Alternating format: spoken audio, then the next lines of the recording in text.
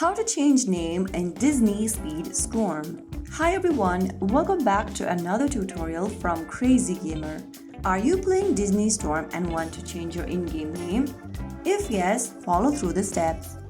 First of all, launch open Disney Speedstorm game on your device and make sure you are inside this lobby screen. Once you're in, go ahead and click on your profile name at the top left corner and it'll open up your profile section.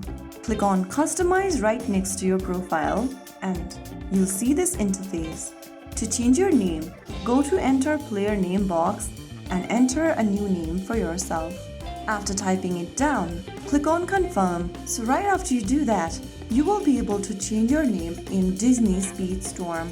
Once you change your name, if you are trying to change it again, then you need to change it. You'll only be able to change it after the grace period is done or the cool-off period is done. You can only change your nickname or your name once per week. So that is how you easily change your name in Disney Speedstorm. If you found the video helpful, don't forget to like, share and subscribe to our channel. I will be back again in the next episode. Thank you for watching.